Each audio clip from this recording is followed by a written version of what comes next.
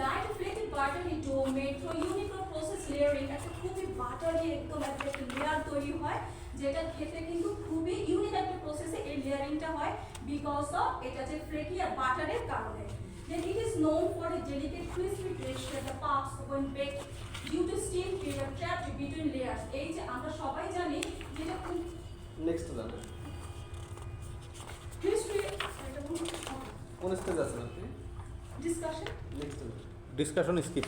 Okay okay thank you sir.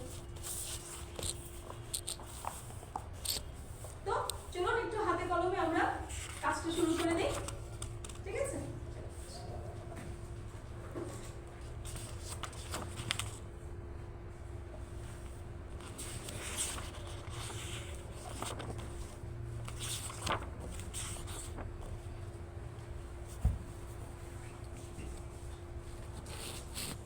ওকে, আজকে আমরা কি করব? আমরা করব বেক পাফ পেস্ট্রি, তাই না? তো এটার যে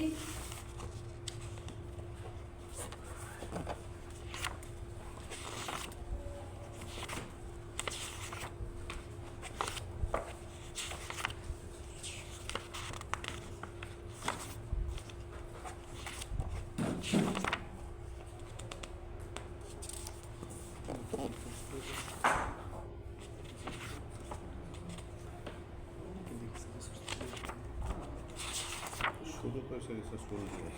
ওকে, আমরা আজকে বেক পাফ পেস্ট্রি করব। তো এটার একটা এই কাজটা করব আমরা ইন্ডাস্ট্রি স্ট্যান্ডার্ড অনুযায়ী, যেটা খুব সুন্দর একটা রিদম আছে। Do it normal, do it slow, just together, off you go. তো প্রথমে আমি কাজটি করব, আপনি দেখেন।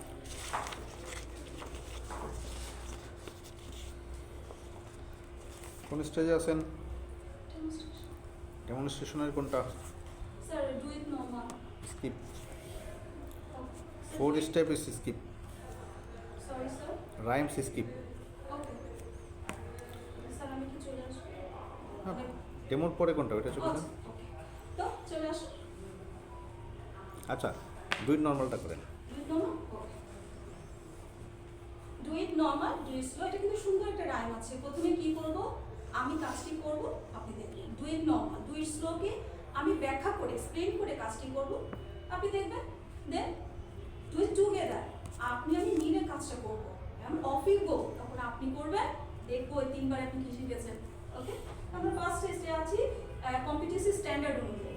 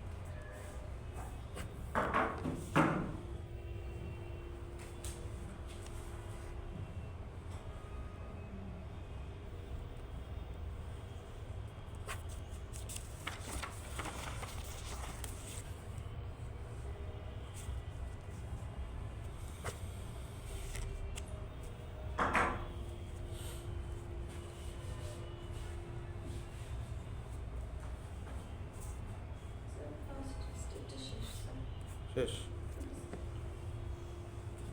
এবার কি বলে পার্টটা করেন। আচ্ছা, এখন স্ট্যান্ডার্ড অনুযায়ী, ইন্ডাস্ট্রি স্ট্যান্ডার্ড অনুযায়ী আমি সেকেন্ড স্টেপে যাচ্ছি, সেটা হচ্ছে প্রথমে কোনো ডু ইট স্লো। এখন আমি কাজটি ব্যাখ্যা করে করছি। প্রথমে একটু ফ্লাওয়ার আমি ডাস্ট করে নিব, ডাস্ট করে তারপর এখানে যে আমাদের শীটটা আছে সেই শীটটাকে আমরা একটু স্প্রেড করে নিব। মনে রাখতে হবে আমাদের উপরের লেয়ারে যে ফ্লাওয়ার ডাস্ট করেছি সেটা যেন খুব বেশি পরিমাণে না থাকে, না হলে কিন্তু একটা ক্রিস্পি ব্যাপারটা কিন্তু বেশি হয়ে যায়, সেটা কিন্তু ভালো লাগবে না। তো একটু ডাস্টগুলো আমি ক্লিয়ার করে দিচ্ছি। দেন আমরা কি করবো? এটা শেপ।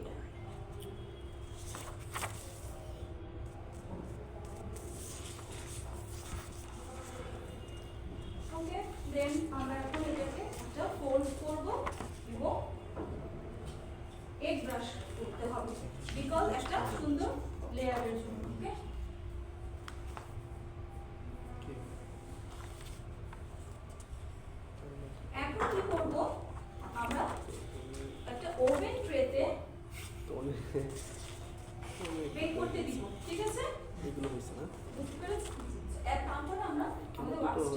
কিন্তু অবশ্যই ক্লিন করতে হবে। পাঁচটা sir sir complete my test.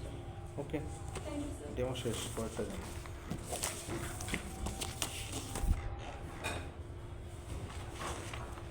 বেসিংয়ে ফার্স্টে খুলে তো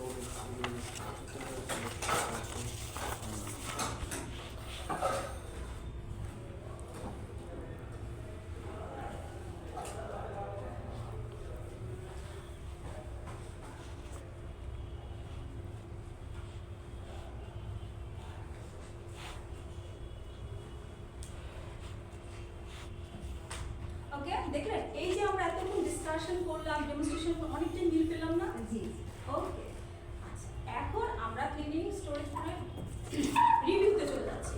রিভিউটা কি হচ্ছে, এই যে প্রথম থেকে আমরা কি কি করেছি, ডিসকাশন করলাম, কি কি টুলস ইকুইপমেন্ট লাগবে এগুলো সব জেনেছি, তারপরে হচ্ছে আমাদের ডেমনস্ট্রেশন করেছি।